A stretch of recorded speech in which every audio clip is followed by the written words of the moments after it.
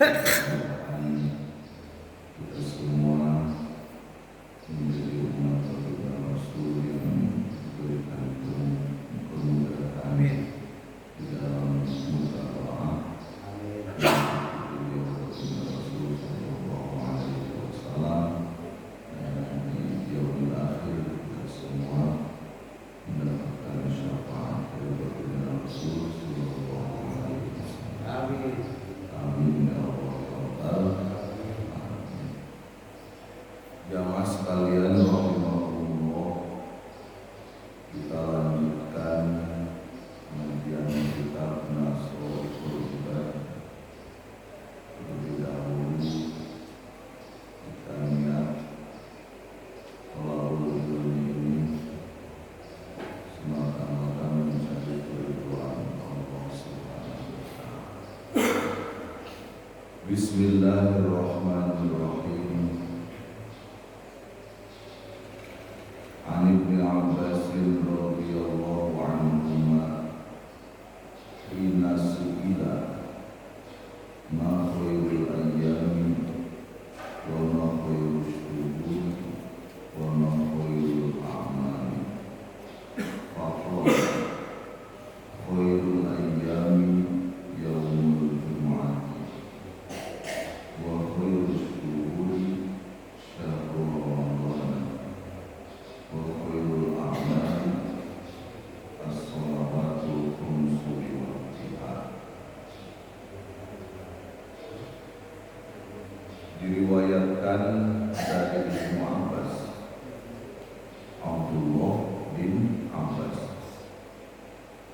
Jadi Ibnu Abbas itu artinya anaknya Abbas, maksudnya adalah Abdullah. Jadi ketika disebutkan Ibnu Abbas, yang dimaksud adalah Abdullah. Dari Abdullah bin Abbas radhiyallahu anhu, hina su'ila, ketika ditanya ma khairul ayyami, hari apakah yang paling baik, wa ma khairul syuhuri, dan bulan apakah yang terbaik, wa ma khairul amali, dan amal apakah yang paling baik. Jadi pada suatu saat Ibnu Abbas atau Abdullah bin Abbas ditanya tentang 3 pertanyaan. Hari apa yang paling baik? Kedua, bulan apa yang paling baik? Ketiga, amal apa yang paling baik? Faqala, maka Abdullah bin Abbas menjawab, khairul ayyami yaumul jumu'ati, hari yang paling baik dari 7 hari berarti ya, karena ada cuma 7 hari bukan. Hingga salah bulan Jumat, Sabtu, Minggu. Yaumul jumu'ati, yaitu hari Jumat. Jadi hari yang terbaik adalah hari Jumat. Kalau orang kerja kayaknya sama, ketika ditanya hari paling baik hari apa? Hari Minggu. Hari yang paling ditunggu-tunggu hari Minggu ya. Khairul ayyami yaumul jumu'ati, hari yang paling baik adalah hari Jumat. Alasannya apa? Li'annahu sayyidul ayyam, karena hari Jumat itu rajanya hari, sayyidul ayyam. Jadi alasan yang menjadi hari Jumat merupakan hari yang terbaik karena sayyidul ayyam. Bahkan sebagian keterangan bisa sayyidul ayyam, hari Jumat itu Idul Syukur wal Masakin, hari Jumat itu hari lebarannya bagi fakir miskin. Di sini dikatakan Sayyidul Ayyam, hari Jumat itu alasan yang menjadi alasan bahwa hari Jumat itu hari terbaik. Allah Ta'ala lihadihil ummatil Muhammadiyah, diberikan oleh Allah yang mana hari Jumat sebagai Sayyidul Ayyam itu diperuntukkan untuk umatnya baginda Nabi Muhammad. Jadi umatul Muhammadiyah itu maksudnya adalah apa? Umat baginda Rasul. Jadi bukan umat Muhammadiyah maksudnya ya, apa salah paham. Nanti ulama nggak masuk. Maksud dari umatul Muhammadiyah itu untuk umat baginda Nabi Muhammad. Jadi bukan konteks organisasi namanya. Jadi dikategorikan Sayyidul Ayyam diperuntukkan untuk umat Nabi saja, umat terdahulu. Hari Jumat itu tidak dijadikan Sayyidul Ayyam. Oleh karena hari Jumat menjadi Sayyidul Ayyam, rajanya hari yang dianugerahkan untuk umat baginda Rasul, maka di dalamnya memiliki keistimewaan terlebih bagi orang-orang yang mengamalkan amalan-amalan yang keutamaannya diperuntukkan untuk hari Jumat dan malam Jumat. Contohnya apa? Di hari Jumat dianjurkan betul-betul baik malam atau harinya, dianjurkan membaca sholawat, memperbanyak. Jadi kalau selain hari Jumat misal baca sholawat 100 kali, kalau apapun itu 100 kali, maka di hari Jumat itu harus lebih banyak, berarti 101 ya.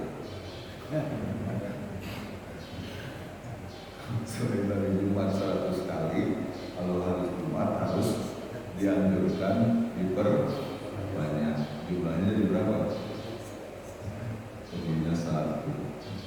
Artinya harus lebih banyak karena ada keutamaan tersendiri. Dianjurkan lagi hari Jumat apa? Baca Al-Kahfi ya, itu akan menerangi hati. Terus apalagi? Nah, Yasinan ya. Kalau Yasinan ingatnya saya makan-makan. Yasinan. Habis makan Yasinan karena apa, Mak? Makan. Gak apa-apa. Bagus. Jadi rohani dan jasmani itu asupannya cukup. Kalau Yasinan kan untuk rohani, jasmani penting gak? Penting. Maka habis Yasinan makan. Dan dua-duanya itu konsep agama ya, konsep agama ya, tidak bertentangan. Ya makanya kan jadi tradisi itu karena memang tidak menyalahi apa agama. To'am memberi makan. Jadi kalau di keluarga itu kadang ada yang sistemnya digilir ya. Soalnya orang tua punya anak 7 muter ya. Yang harus menjamu siapa? Yang kena giliran. Nah, itu to'am. Jadi yang kena giliran itu memberi makan. Itu bagus gitu ya. To'am. Makanya dia tradisi kalau ada kumpul-kumpul mesti apa? Makan. Selamatan, makan Yasinan, makan muludan, makan hajatan, makan. Udah benar itu konsep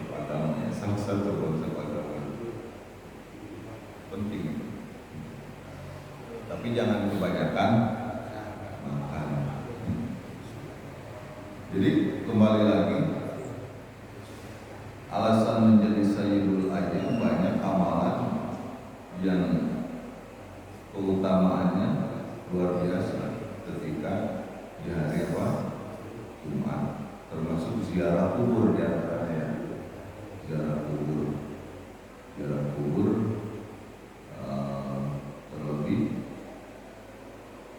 apabila orang tua kita sudah meninggal, orang tua kerabat ya, dan seterusnya. Di dalam tafsir dijelaskan tentang ayat, tentang menafsirkan ayat wabdalu ilaihi wasilah ya ayyuhalladzina amanu ittaqullaha wabdalu ilaihi wasilah. Wahai orang yang beriman, bertakwalah kamu dan carilah cara agar kamu bertakwa. Jadi takwa itu banyak caranya. Sholat cara supaya takwa, mengisi ketakwaan. Silaturahmi ya, tadi ngasih makan juga trik ya, salah satu metode untuk ketakwaan, mengisi dalam ketakwaan. Di antaranya ziarah kubur. Di tafsir Sawi yang dijelaskan wabdalu ilaihi wasilah itu di antaranya adalah ziarah kubur orang tua, para aulia, ulama, sholihin.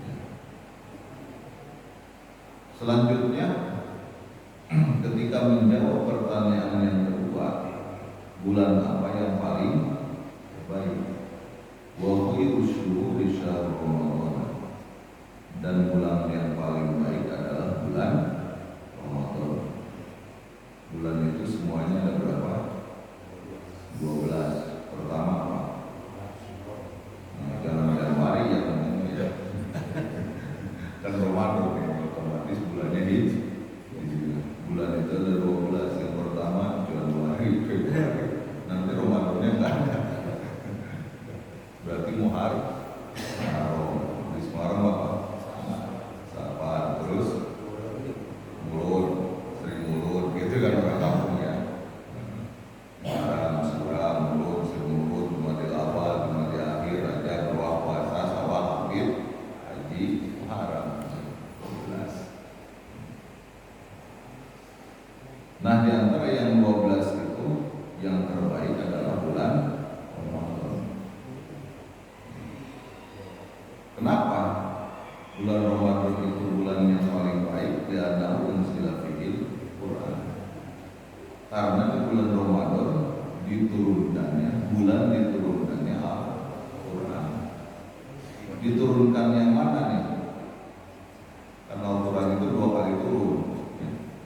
2 kali turun. Yang dua-duanya terjadinya di bulan Ramadan. Yang turun pertama itu kan Al-Quran diturunkan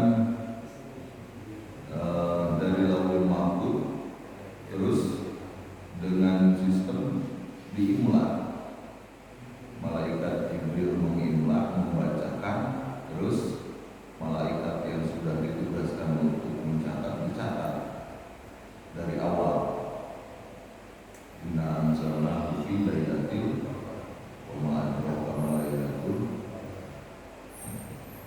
itu diturunkan sekaligus dan susunannya sesuai dengan apa yang kita saksikan.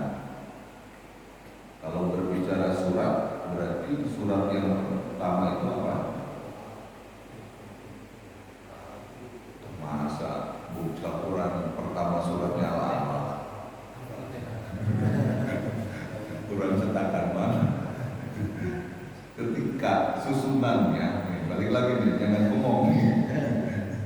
Al-Quran itu diturunkan 2 kali. Yang pertama diturunkan dari Mahfuz, lalu setelah tercatat disimpan di Baitul Izzah, itu diturunkan sekaligus dengan sistem malaikat Jibril mengimla, membaca, dan malaikat yang sudah ditugaskan untuk mencatat dari awal sampai akhir sesuai dengan susunan yang kita saksikan.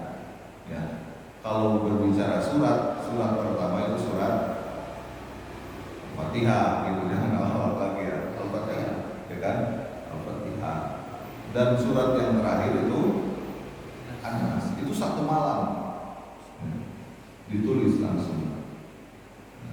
Ditulis, setelah ditulis lalu disimpanlah di Baitul Izzah. Nah, setelah ada di Baitul Izzah, lalu kemudian diturunkan kepada baginda Rasul. Nah, diturunkannya itu berangsur-angsur selama 23 tahun kalau dibulatkannya. Berangsur-angsur.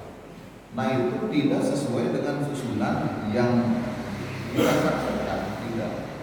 Jadi bukan surah Al-Fatihah yang pertama diturunkan sesuai dengan peristiwa, sesuai dengan peristiwa.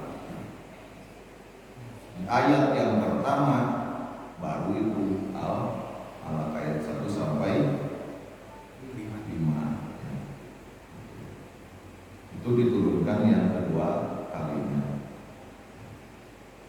Itu terjadinya di bulan Ramadan awalnya. Yang diturunkan pertama kali itu di bulan Ramadan. Yang diturunkan yang kedua kali, yang pertama diturunkannya itu di bulan Ramadan juga di tanggal 17. Jadi alasan yang menjadi bulan Ramadan menjadi bulan utama karena bulan Ramadan itu diturunkan Al-Quran. Yang kedua, bulan Ramadan bulan yang paling utama karena di bulan Ramadan ada satu malam yang ketika beribadah di bulan itu sama dengan beribadah 80 lebih tahun, 83 tahun, atau istilahnya 1000 bulan. Khairun min alfi syahrin, lebih baik daripada 1000 bulan. 1000 bulan itu 80 tahun, lebih 83 tahun. Nah, di bulan Ramadan ada Lailatul Qadar yang ketika beribadah di malam itu sama dengan 1000 bulan. Kan luar biasa ya. Dan Lailatul Qadar itu memang dirahasiakan. Dirahasiakan. Bisa jadi malam pertama, bisa tengah, bisa ujungnya gitu. Lailatul Qadar. Kenapa dirahasiakan? Hikmahnya adalah supaya umat Islam bersungguh-sungguh di bulan Ramadan dari awal. Kan bisa jadi di awal Lailatul Qadar itu, atau pertengahan, atau di ujung. Kalau misalnya maklum Lailatul Qadar terjadinya misal setiap malam 15 contoh, nah kan seriusnya aja ibadahnya di malam 15, begitu ya. Ibadah seriusnya di malam 15. Nah, itu hikmah kenapa Lailatul Qadar dirahasiakan, agar bersungguh-sungguh beribadah di bulan Ramadan itu dari awal sampai akhir. Dan di bulan Ramadan diwajibkannya puasa. Di bulan Ramadan, kenapa? Bulan Ramadan bulan paling utama karena diwajibkannya puasa Ramadan, puasa yang wajib. Dan juga bulan Ramadan itu pahala sunat itu seperti pahala wajib. Pahala sunat, pahala ibadah sunat itu seperti pahala ibadah wajib. Itu yang menjadi alasan kenapa Ibnu Abbas menjawab ketika ditanya bulan apa yang paling baik, dijawab dengan bulan Ramadan. Yang terakhir, pertanyaan yang ketiga, amal apa yang paling baik?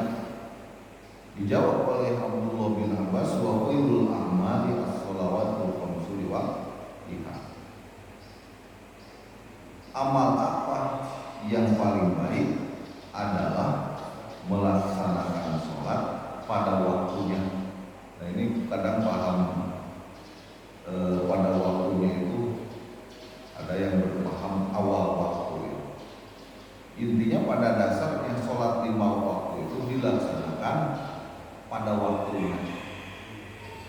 Jangan sebelum masuk udah sholat, udah habis baru sholat, dua-duanya haram. Rajin sholatnya, belum waktu udah sholat, bagus nggak? Bagus nggak? Belum masuk waktu sholat udah sholat. Saking rajinnya gitu, saking rajinnya.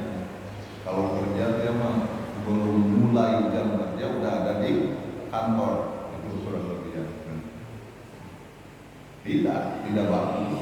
Jadi liwatiha itu melaksanakan sholat pada waktunya. Yang paling afdol, paling utama adalah awal waktu. Yang disebut awal waktu bukan begitu duduk orang rumah ya. Sini ada beduk nggak? Ada. Oh ada. Lumayan kalau mati lampu kan ada beduk.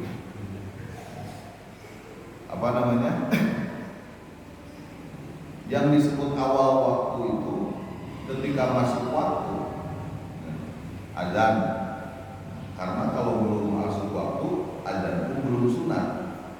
Jadi disunatkannya azan itu ketika sudah masuk waktu. Semenit lagi misalnya masuk waktu azan, belum sunat, belum ada anjuran azan, belum sunat.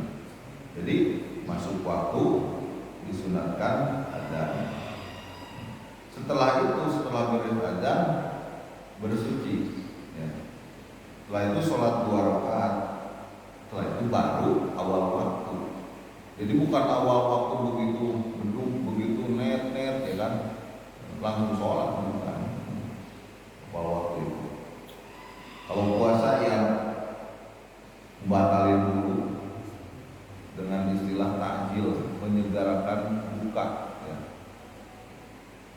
Misalnya dengan 3 korma ya. Jadi takjil itu menyegerakan buka karena sunat ya. Menyegerakan buka begitu masuk maghrib dianjurkan buka.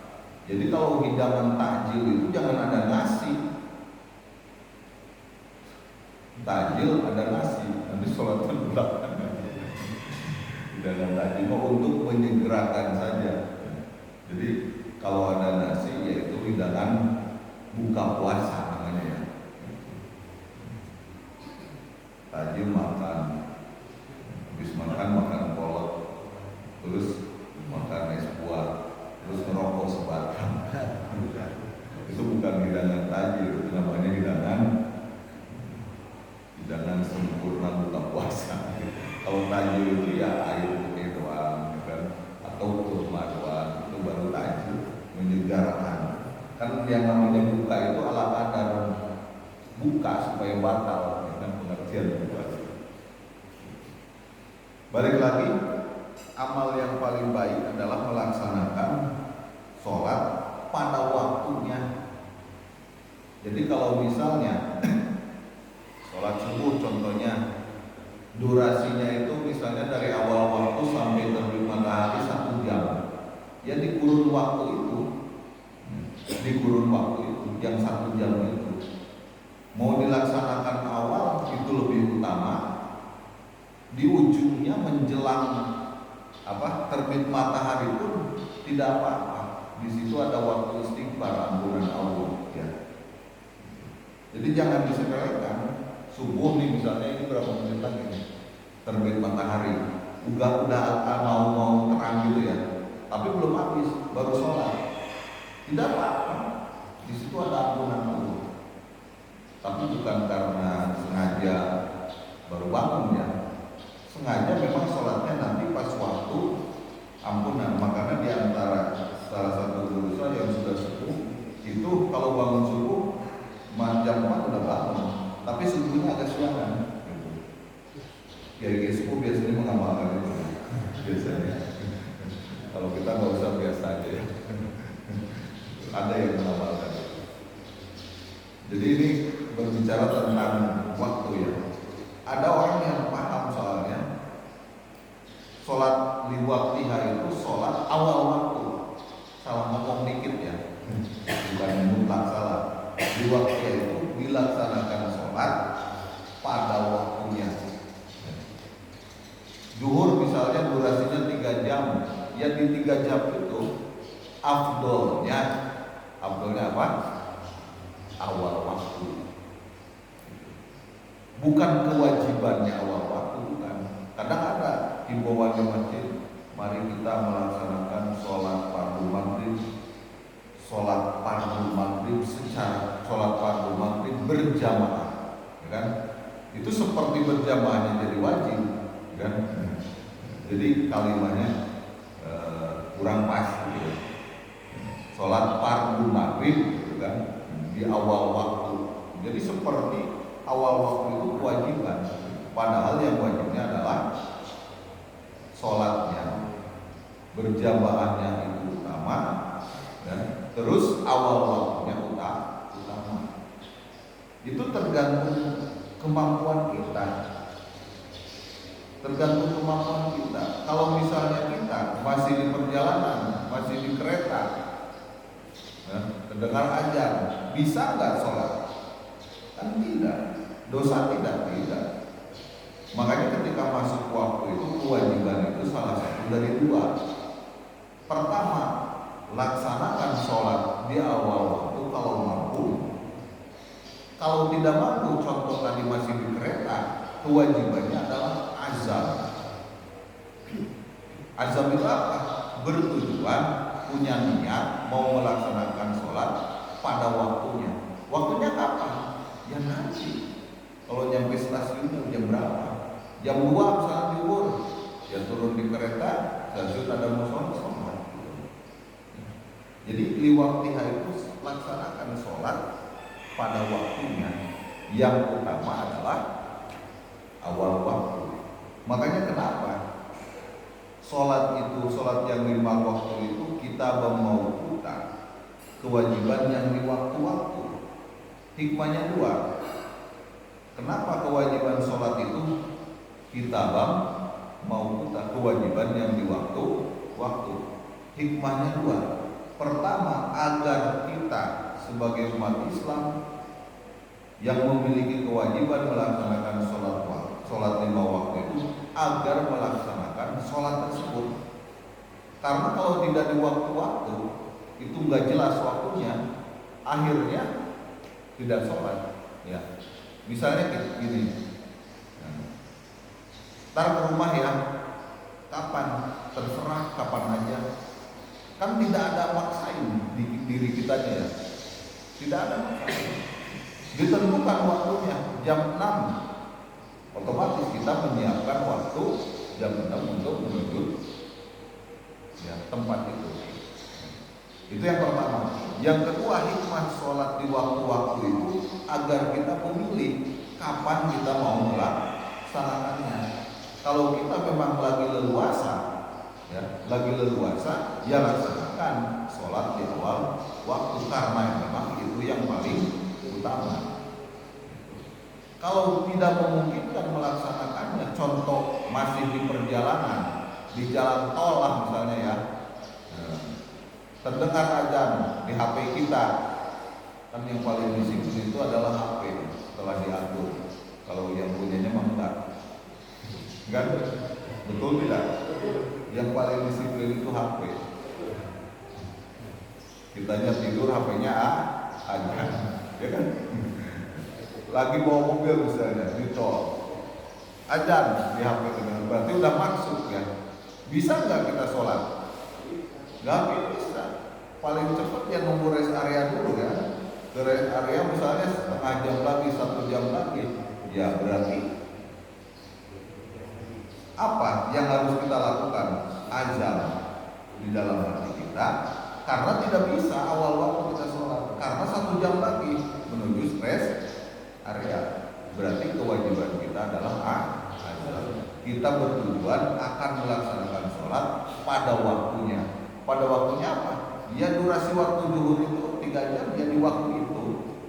Makanya ulama fikih membagi waktu itu ada waktu fadilah, ada waktu ikhtiar kan, itu ada sampai waktu tahrim kan, membagi waktu itu. Jadi intinya sholat dilaksanakan pada waktunya. Ya. Bagusnya, afdolnya awal waktu. Sebelum waktunya sudah sholat haram. Waktunya sudah habis, ya. Sengaja misalnya kita baru sholat haram, gitu. Sama dengan meninggalkan sholat. Tapi walaupun begitu, kita punya kewajiban untuk tetap melaksanakannya. Namanya qadha.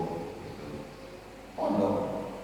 Karena sholat itu ketika pada waktunya tidak dilaksanakan, ada berarti kan? Kalau waktunya dilaksanakan ada, kalau waktunya keburu habis, tetap kita harus wajib qadha. Makanya dari awal kita akil balik harus diingat-ingat, ada nggak sholat nih sampai usia sekarang yang pernah ditinggalkan? Ya qadha. Qadha itu.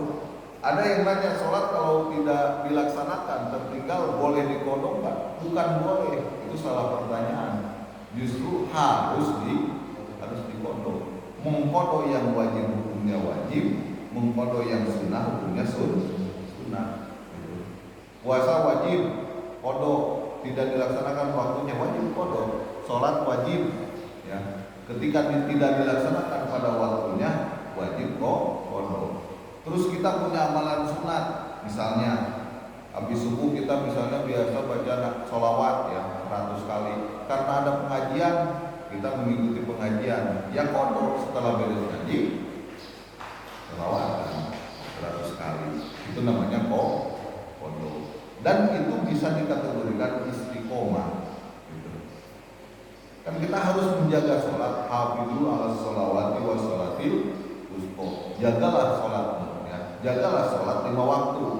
Jaga itu maksudnya ya ketika kita bisa melaksanakan pada waktunya, alhamdulillah ya, berarti tidak tertinggal kewajiban kita. Tapi ketika tertinggal apapun alasannya, maka wajib diqadha. Ya. Jadi harus diingat-ingat dari usia balik ada tidak sholat yang pernah ditinggalkan. Kalau punya qadha. Jadi waktu iseng-iseng itu dipakai untuk mengqadha. Setelah diqadha, mudah-mudahan ada ampunan Allah Subhanahu wa ta'ala. Karena kalau belum diqadha, potensi mendapat ampunan itu kecil, walaupun kita sudah merasa salah, sering meninggalkan sholat. Ibarat kita punya utang, ya.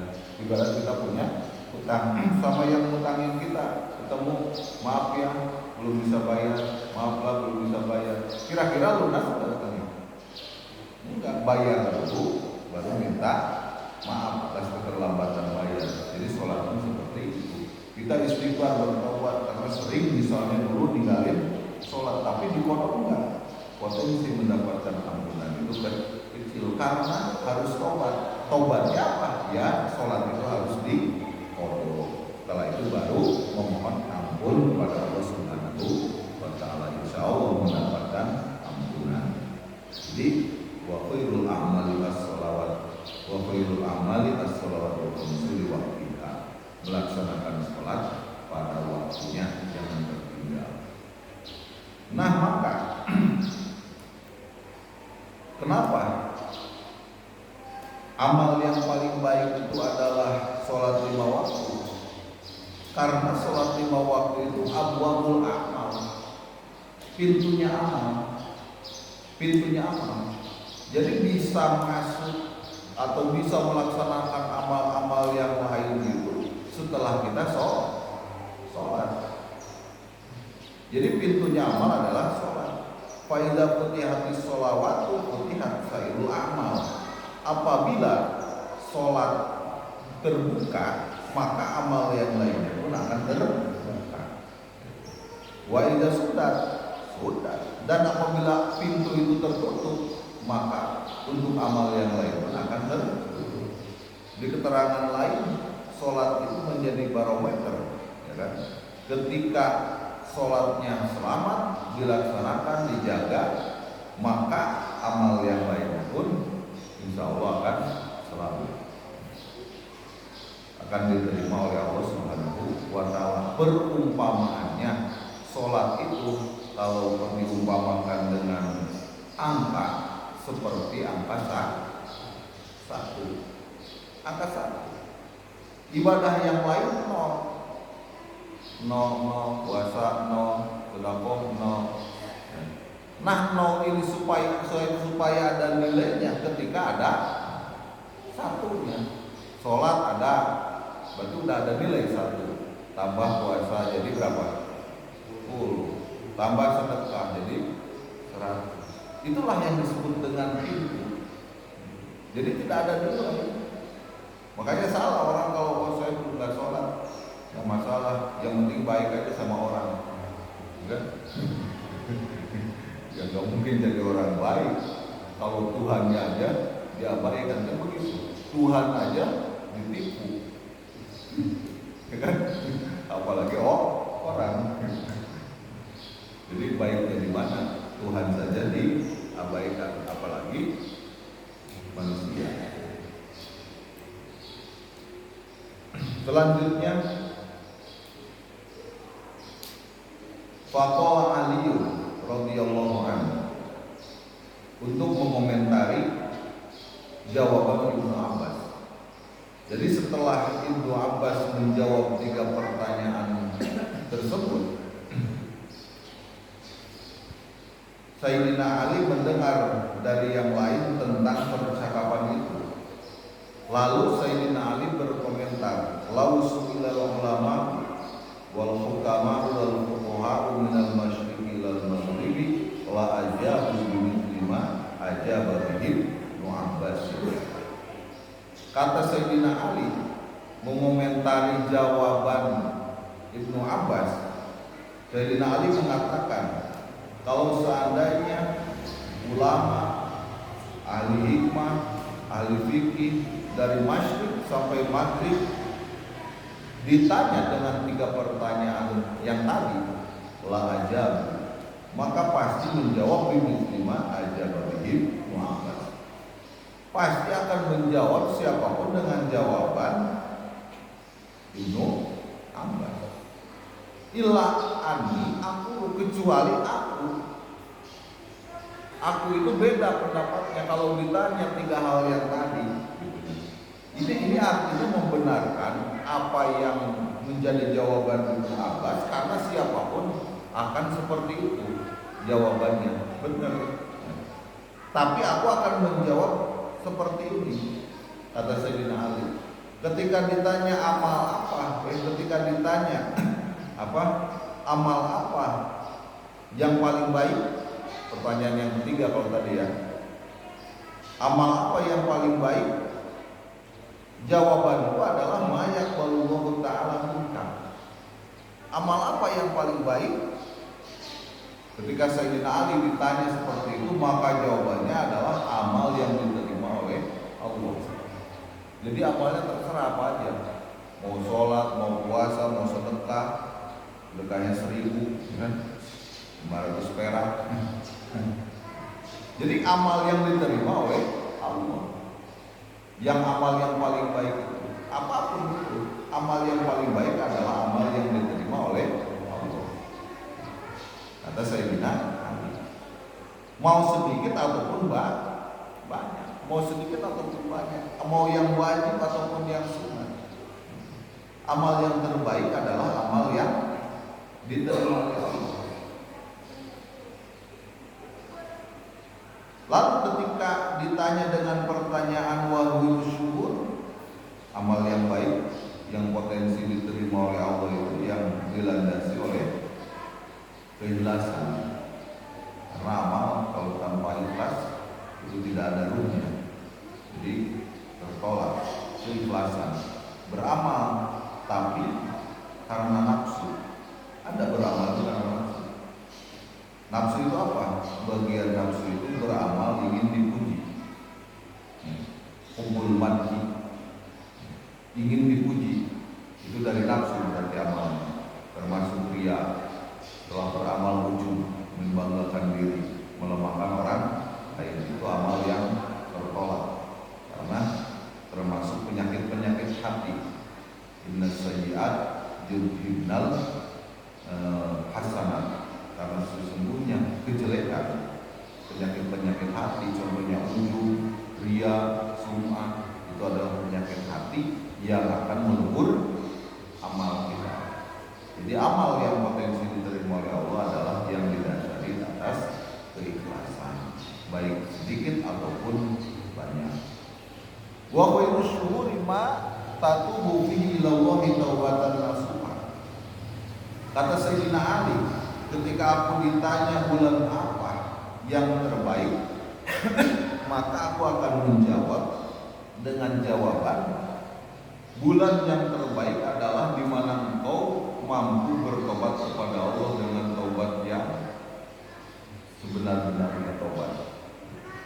Jadi ketika ditanya bulan apa yang paling baik, ya kalau engkau bisa bertobat. Bulannya bulan ini sudah apa ini, Oktober, ya berarti Oktober. Jadi kapan saja itu bulannya, ketika kita bisa bertobat, itu adalah bulan yang paling baik. Bukan hanya bulan Ramadan. Kalau Ramadan isi dengan maksiat, ya percuma juga Ramadannya kan, dikotori dengan maksiat. Jadi mau bulan apa saja, yang terpenting adalah bulan dipakai taubat, bulan dipakai beramal soleh.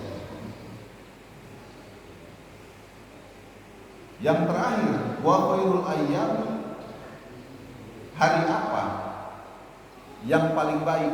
Kalau tadi Ibnu Abbas menjawabnya apa? Hari Jumat. Tapi kata Sayyidina Ali, hari yang terbaik adalah mata khruju fihi minad dunya ila Allahi mu'minan billah. Hari di mana engkau ketika meninggal tetap membawa keimanan dan keislaman. Jadi harinya terserah mau hari apa, tapi ketika engkau meninggal wafat dalam keadaan beriman kepada Allah, itu hari yang paling baik. Dan memang itulah kesempurnaan nikmat. Kesempurnaan nikmat, nikmat yang paling sempurna itu adalah al-mautu ala Islam. Tamamun nikmati al-mautu ala Islam. Kesempurnaan nikmat adalah meninggal dalam keadaan Islam. Makanya ketika sebelum meninggal pun, ketika kita sudah beriman Islam, yaitu sudah mendapatkan nikmat yang paling luar biasa. Kesempurnaan nikmat itu sudah ada, nikmat yang besar itu sudah ada. Maka ada ayat yang mengatakan fabidzalika falyafrahu. Karena ada keimanan, keislaman di dalam diri kita, falyafrahu, maka harus happy. Jadi orang Islam itu walaupun nggak punya uang harus happy. Karena apa? Karena nikmat yang paling besar, keimanan, keislaman ada pada diri kita. Jadi ngejar apa lagi? Wong keislaman, keimanan sudah ada, kenapa jadi galau? Gara-gara nggak punya. Apa yang bikin galau gitu?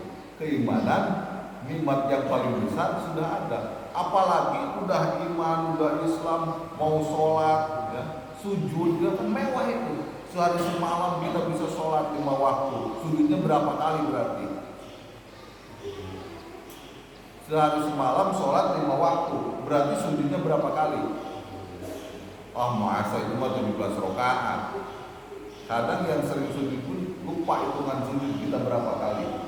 Sehari semalam sholat 17 rakaat, waktunya 5 waktu. Sujudnya berapa kali? 34 kali. Itu mah mewah itu. Apalagi kita bisa sujud sehari semalam 34 kali, itu baru yang wajib saja, ya kan? Itu luar biasa. Jadi ngapain kita ganggu? Ngapain kita harus yang falida lika falyaf, karena ada keimanan, keislaman, bisa beramal soleh. Ya udah ya. Terus maut, nah, ketika meninggal tetap keimanan, keislaman ada pada diri kita. Berarti sudah mendapatkan kesempurnaan nikmat tama menikmati al-maut Islam. Oleh karena itu keimanan, keislaman kita harus kita jaga. Banyak hal-hal yang bisa menjadi sebab maut husnul khotimah. Maut husnul khotimah itu tetap beriman dan memegang agama kita, agama Islam. Baik itu aurat atau amal-amal yang soleh yang menjadi sebab maut husnul khotimah. Mudah-mudahan kita semua maut husnul khotimah. Tapi jangan sekarang ya. Jangan sekarang. Nanti kalau sudah saatnya, ajal kita sudah saatnya, jangan sekarang. Itu kan sudah siap sekarang ya. Makanan. Nanti kalau ajal sudah datang, pada waktunya nanti semuanya husnul khotimah. Amin ya Allah ya Rabbal. Sudah bunyi ya? Mungkin dicukupkan saja apa-apa yang disampaikan pada hari ini. Mudah-mudahan bermanfaat untuk kita semua. Amin. Al-Fatihah.